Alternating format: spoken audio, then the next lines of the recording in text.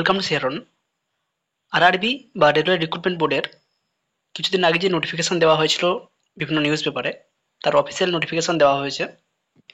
এখানে অ্যাপ্লিকেশন করার জন্য কী কী যোগ্যতা প্রয়োজন, এক্সপিরিয়েন্স কতজনের প্রয়োজন, কোন পোস্টের জন্য কত ভ্যাকেন্সি, সমস্ত কিছু, এবং এর ফর্ম ফিল আপ কবে থেকে শুরু হবে, সমস্ত কিছু দেওয়া রয়েছে।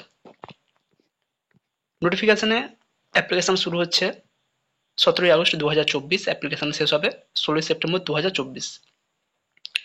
এরপরেও যদি কারো কোনো ভুল থাকে অ্যাপ্লিকেশনে, সেটা কারেকশন করা যাবে 17ই সেপ্টেম্বর থেকে 26শে সেপ্টেম্বর পর্যন্ত। এখানে পেমেন্ট সম্পর্কে বিস্তারিত উল্লেখ রয়েছে, তবে এখানে বলে রাখি, যখন ফর্ম ফিল আপ করবে অবশ্যই কেয়ারফুলি ফর্ম ফিল আপ করবে, কারণ ফর্ম ফিল আপের ফিস আলাদা। যদি মডিফিকেশন করতে চাও বা কোনো ভুল সংশোধন করতে চাও, সেক্ষেত্রে পেমেন্ট কিন্তু আরও ভালোই দিতে হচ্ছে। ফর্ম ফিল আপের যেটা ফিস 250 টাকা, SC ST OBC EWS, female candidate, transgender, ex serviceman, এদের জন্য। সেখানে যারা ইউআর ক্যাটাগরি ক্যান্ডিডেট তাদেরকে 500 টাকা করে অ্যাপ্লিকেশন ফি দিতে হচ্ছে। এছাড়াও যদি কেউ মডিফিকেশন করতে চায়, তাকে মডিফিকেশন করার জন্য 250 টাকা করে পেমেন্ট করতে হচ্ছে, এবং এই 250 টাকার 1 টাকাও রিফান্ড পাওয়া যাবে না। এমনি নর্মাল যে অ্যাপ্লিকেশন ফি, সেক্ষেত্রে সিবিটি টেস্ট দিলে 400 টাকা এবং 250 টাকা ব্যাক পাওয়া যায়, কিন্তু মডিফিকেশনের যে ফি সেটা কিন্তু ব্যাক হবে না। নার্সিং সুপারিনটেন্ডেন্ট, এখানে ইনিশিয়াল পে রয়েছে 40,900 টাকা এবং টোটাল ভ্যাকেন্সি রয়েছে 713। আপাতত কোনো চেঞ্জেস হয়নি, তবে পরবর্তীকালে চেঞ্জ হলেও হতে পারে। সিট কমার চান্স খুবই কম, বাড়লেও বাড়তে পারে, সেটা কিন্তু নোটিফিকেশনে দেওয়া রয়েছে। এখানে টোটাল 20টি পোস্ট রয়েছে এবং পোস্ট অনুযায়ী ভ্যাকেন্সি আলাদা আলাদা রয়েছে। টোটাল 1376 জন ভ্যাকেন্সি রয়েছে। এবার ওয়েস্ট বেঙ্গল, এখানে যেমন 3টে জোন রয়েছে, 3টে বোর্ড রয়েছে রেলওয়ের, সেরকমই গোটা দেশ জুড়ে বিভিন্ন ডিস্ট্রিক্ট, বিভিন্ন রাজ্য অনুযায়ী আলাদা আলাদা জোন রয়েছে। তো সেই জোন অনুযায়ী কোথায় কত ডিস্ট্রিবিউশন রয়েছে সেটা আমরা আগে দেখে নেব, তারপর এখানে আদার্স যে সমস্ত ডিটেলস দেওয়া রয়েছে সেই সমস্ত ডিটেলস আমরা আসবো। দেখো, এখানে ইন্ডিয়াতে যে সমস্ত রেলওয়ে বোর্ডগুলো রয়েছে, সমস্ত বোর্ডের নাম এখানে রয়েছে।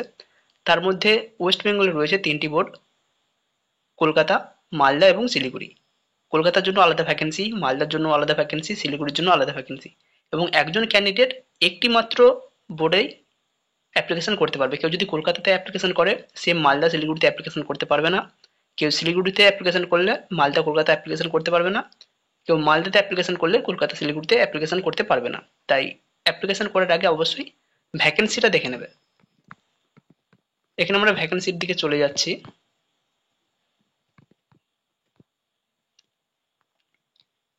বিভিন্ন বোর্ড অনুযায়ী ভ্যাকেন্সি, আহমেদাবাদ, প্রয়াগরাজ, আজমের, ভোপাল, ভুবনেশ্বর সমস্ত কিছু রয়েছে। আমরা ডাইরেক্ট কলকাতার কাছে চলে যাচ্ছি। কলকাতা, আরআরবি কলকাতা। এখানে নার্সিং সুপারিনটেন্ডেন্ট টোটাল যে ভ্যাকেন্সি রয়েছে, ইস্টার্ন রেলওয়ে বা ইয়ার, এখানে ভ্যাকেন্সি রয়েছে 72টি, টোটাল 72টি। তার মধ্যে ইউআর আনরিজার্ভ রয়েছে 32টি, এসসি ক্যাটাগরি রয়েছে 11টি, এসটি রয়েছে 6টি, ওবিসি 18টি। এখানে ওবিসি বি এ ভাগ করা নেই। সেন্ট্রালের যাদের ওবিসি সার্টিফিকেট রয়েছে তারাই ওবিসি হিসেবে গণ্য হবে। ইডব্লিউএস 5টি। টোটাল 72টি ইস্টার্ন রেলওয়েতে। সাউথ ইস্টার্ন রেলওয়েতে টোটাল 53টি, UR 23, SC 4, ST 5, OBC 16, EWS 5। Metro, যেটা চিত্তরঞ্জন, সেখানে রয়েছে টোটাল 2টি ভ্যাকেন্সি ইউআর। এক্স সার্ভিসম্যানের জন্য আলাদা আলাদা ভ্যাকেন্সি রয়েছে, eastern railway 7, south eastern railway 5, এবং আরও একটি রেগুলার এলডি, এখানে ভ্যাকেন্সি রয়েছে 3টে এবং 1টি। এটি টোটাল প্রায় 130 থেকে 32টির মতো ভ্যাকেন্সি রয়েছে কলকাতা আরআরবিতে। সব থেকে বেশি ভ্যাকেন্সি রয়েছে কলকাতা আরআরবিতে, এমনকি আমরা যদি অল ইন্ডিয়া বেসিসেও দেখি, সব থেকে বেশি ভ্যাকেন্সি রয়েছে কলকাতাতে। সুতরাং কলকাতাতে অ্যাপ্লিকেশন প্রচুর সংখ্যক হবে। শুধু যে ওয়েস্ট বেঙ্গলের ক্যান্ডিডেট এখানে অ্যাপ্লিকেশন করবে সেটা কিন্তু নয়, ওয়েস্ট বেঙ্গল ছাড়াও পার্শ্ববর্তী স্টেট, এমনকি ইন্ডিয়ারও অন্য কোনো স্টেটের ক্যান্ডিডেট এখানে কিন্তু অ্যাপ্লিকেশন করতে পারবে। তুমিও চাইলেও অন্য কোনো স্টেটে, অন্য কোনো আরআরবি বোর্ডে অ্যাপ্লিকেশন করতে পারো। মালদা টোটাল ভ্যাকেন্সি রয়েছে ইস্টার্ন রেলওয়েতে 21, সাউথ ইস্টার্নে 1টি। এর ডিস্ট্রিবিউশন আলাদা আলাদা রয়েছে। শিলিগুড়ি এখানে ভ্যাকেন্সি রয়েছে। এনএফআর যেটা নর্থ বেঙ্গলের দিকে, যেটা শিলিগুড়ি বোর্ড, সেখানে টোটাল ভ্যাকেন্সি রয়েছে 15টি। এক্স সার্ভিসম্যানের জন্য রয়েছে এক্সট্রা 2টি এবং রেগুলার এলডির জন্য রয়েছে 1টি ভ্যাকেন্সি। এই হচ্ছে ভ্যাকেন্সি ওয়েস্ট বেঙ্গল অনুযায়ী। এবং প্রিভিয়াস ইয়ারে 2019-এ যে পরীক্ষা হয়েছিল সেক্ষেত্রেও শিলিগুড়ি, কলকাতা, মালদা প্রতিটার জন্য আলাদা আলাদা কাট অফ নেমেছে। আমরা অলরেডি কলকাতার যে কাট অফ নেমেছিল সেটা আলোচনা করেছি, 66 এরকম কাট অফ নেমেছিল। সেরকমই শিলিগুড়ি, মালদা এদেরও কিন্তু কাট অফ আলাদা আছে, চাইলে সেগুলো ওয়েবসাইট থেকে দেখে নিতে পারো বা আমরা পরবর্তীতে আলোচনা করে দেব। এবার নোটিফিকেশনে যেগুলো বলা হয়েছে সেগুলো আমরা একটু দেখে নেব।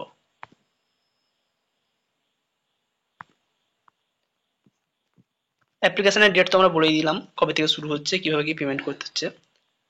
নেক্সট এখানে রয়েছে কিছু ইম্পর্টেন্ট ইনস্ট্রাকশন।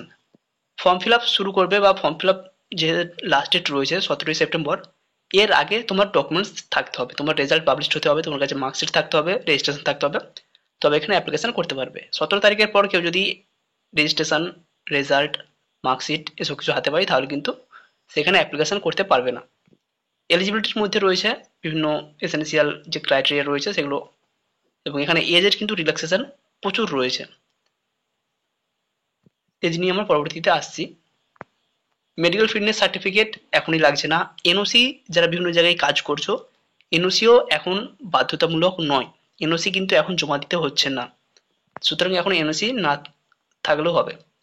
এখানে 7 নম্বর পয়েন্টে একটি কথা উল্লেখ রয়েছে যে candidate can choose only one RRB, একটাই রেলওয়ে রিক্রুটমেন্ট বোর্ডে এখানে অ্যাপ্লিকেশন করতে পারবে, একটাই চুজ করতে পারবে, এবং সেই আরআরবি আন্ডারে যে সমস্ত জোনগুলো রয়েছে সেগুলো প্রত্যেকটাতেই অ্যাপ্লিকেশন করতে পারবে। যেমন কলকাতার ক্ষেত্রে eastern railway, south eastern railway, metro 3টে রয়েছে, 3টেতে অ্যাপ্লিকেশন করতে পারবে বা 3টেতেই তুমি এলিজেবল, কিন্তু শুধুমাত্র কলকাতা বোর্ডের জন্য তুমি এলিজেবল, অন্য কোনো বোর্ডের জন্য এলিজেবল নয়। অ্যাপ্লিকেশন করার জন্য একটা মোবাইল নাম্বার লাগবে, একটা ইমেল আইডি লাগবে, এবং অ্যাপ্লিকেশন যখন করবে প্রথমে একটা অ্যাকাউন্ট খুলতে হয়। এই অ্যাকাউন্ট খোলার জন্য তোমার ইমেল আইডি, মোবাইল নাম্বার, তোমার নাম, guardian's name, date of birth, এই সমস্ত এসেনশিয়াল কিছু ইনিশিয়াল বা প্রাইমারি ইনফরমেশন লাগবে। এগুলো কিন্তু তুমি কখনোই চেঞ্জ করতে পারবে না, এগুলো চেঞ্জ করা যাবে না, এবং এগুলো দিয়ে একটার বেশি একাধিক ফর্ম ফিল আপও করা যাবে না। সুতরাং এখানটা ঠিকঠাকভাবে মেনটেন করবে। টাকা দিয়েও মডিফিকেশন এটা কিন্তু করা যাবে না, এটা এখানে উল্লেখ করা রয়েছে। 26 তারিখের পর আর কোনো মডিফিকেশন হবে না, ওটাই লাস্ট ডেট। তুমি 17 থেকে 26 তারিখের মধ্যে একাধিকবার মডিফিকেশন করতে পারো, কিন্তু 26 তারিখ লাস্ট ডেট। অবশ্যই এই যে পরীক্ষা হবে, 100 নম্বরের পরীক্ষা হবে, এখানে নেগেটিভ মার্কিং আছে। প্রতিটা ভুল অ্যান্সারের জন্য 1/3 মার্কস কাটা যাবে। যদি একটা কোশ্চেনের মার্ক থাকে 1 নাম্বার, তুমি যদি সেটা ভুল করো সেই 1 নাম্বার তো পেলেই না, এর সাথে সাথে 0.333 এই নাম্বার কাটা যাবে। কেউ যদি কোনো কোশ্চেনে অ্যাটেন্ড না করে সেক্ষেত্রে তার সেই কোশ্চেনের জাস্ট অ্যান্সারের যে মার্কস, সেই কোশ্চেন এগেনস্টে যে মার্কস ছিল 1 নাম্বার সেটা পাবে না। সে যদি অ্যাটেন্ড না করে তার কিন্তু নেগেটিভ মার্কিং হবে না।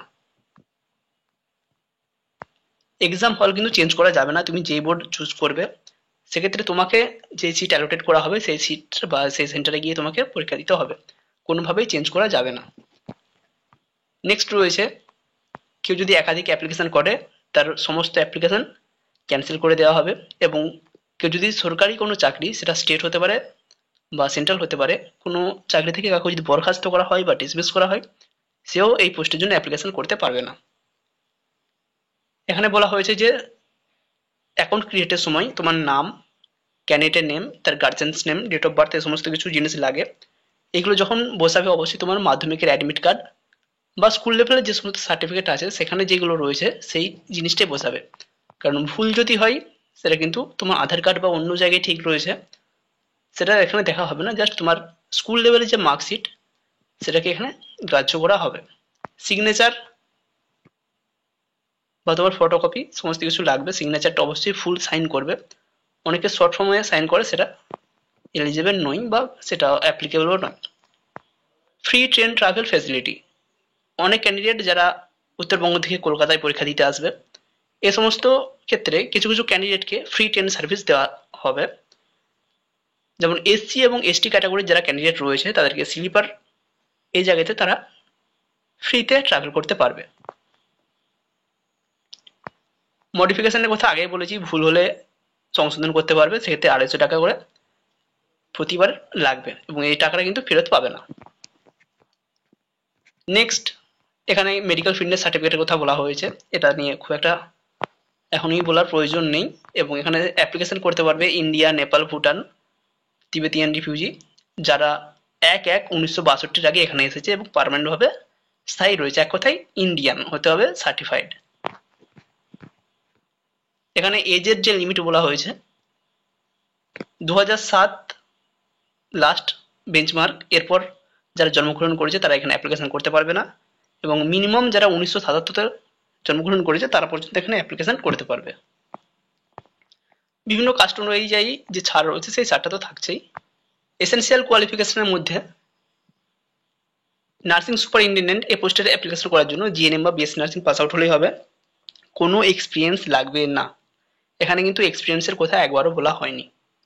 এক্সামিনেশন ফি আগে বললাম, ইউআর ক্যাটাগরির জন্য 500 টাকা, যদি তারা সিবিটি টেস্টে অ্যাটেন্ড করে 400 টাকা রিটার্ন পাবে এবং SC ST OBC, ex serviceman, PWD, female, transgender, EWS বা আদার্স যারা মাইনরিটি রয়েছে তারা যদি অ্যাপ্লিকেশন করে 250 টাকা অ্যাপ্লিকেশন ফি দিতে হবে এবং পুরোটাই রিটার্ন পাবে যদি তারা সিবিটি টেস্ট এখানে অ্যাটেন্ড করে।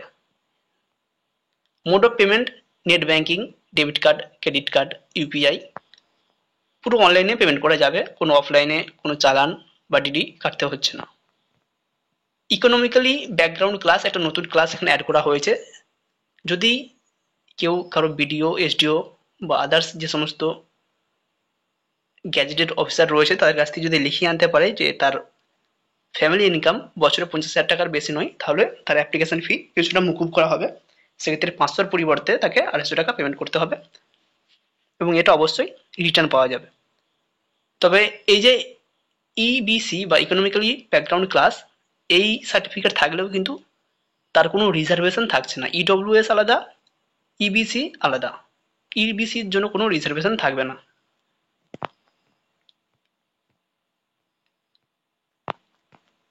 নেক্সট, এখানে ইডব্লিউএস এর ক্রাইটেরিয়া বলা হয়েছে, যেটা যারা ইডব্লিউএস করেছে অলরেডি মেনটেন করেই করেছে।